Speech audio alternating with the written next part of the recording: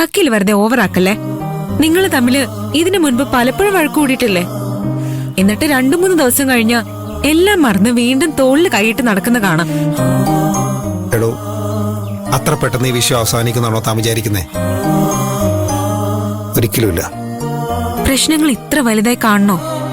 അതിനു മാത്രം ഇപ്പൊ എന്താ സംഭവിച്ചേ? നിന്റെ ചേട്ടന്റെ സ്ഥാനത്ത് നിന്ന് കല്യാണം നടത്തിയ ഗിരി ഇവിടെ കയറി വന്ന് നിന്നെ തല്ലിയ ആൾക്കെതിരെ നീ കൊടുത്ത കേസ് പിൻവലിക്കണമെന്ന് പറഞ്ഞു. ഇതിനേക്കാൾ കൂടുതൽ എന്താണോ സംഭവിക്കാനുള്ളത്? ഗിരി ചെയ്തതിന് എന്റെ ഭാഷയിൽ ഒന്നേ വിളിക്കാനുള്ളൂ: ചതി.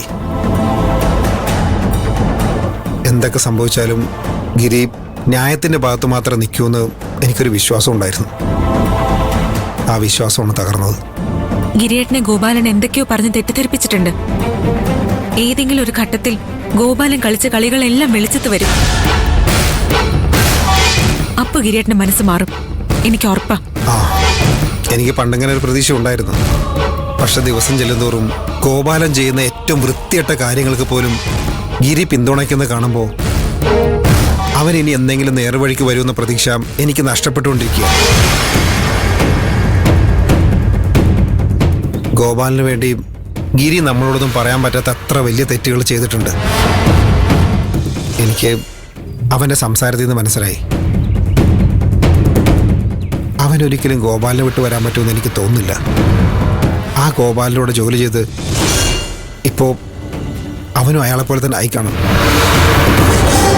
അങ്ങനെയൊന്നും പറയരുത് വക്കീലെ. ചേച്ചിയെയും അവർക്കുണ്ടാവാൻ പോകുന്ന കുഞ്ഞിനെയും കുറിച്ചെങ്കിലും നമ്മൾ ചിന്തിക്കണ്ടേ? നമ്മളാണോ ആ കുഞ്ഞിനെ കുറിച്ച് ചിന്തിക്കേണ്ടത്? ഗിരിയല്ലേ? അവന് അവന്റെ ഭാവിയെ കുറിച്ച് ചിന്തിക്കാൻ താല്പര്യമില്ലെങ്കിൽ നമുക്ക് എന്ത് ചെയ്യാൻ പറ്റും? ഇന്ന് എന്തായാലും കോടതി ഗോപാലിനെ ശിക്ഷിക്കില്ലേ? പിന്നെ ഗിരിയേട്ടനെ ഒറ്റയ്ക്ക് കിട്ടുമ്പോ വക്കീൽ സമാധാനമായിട്ട് കാര്യങ്ങളെല്ലാം പറഞ്ഞ് ധരിപ്പിച്ചാ മതി. ഗിരിയേട്ടന് എല്ലാ തെറ്റുകളും തിരുത്തും.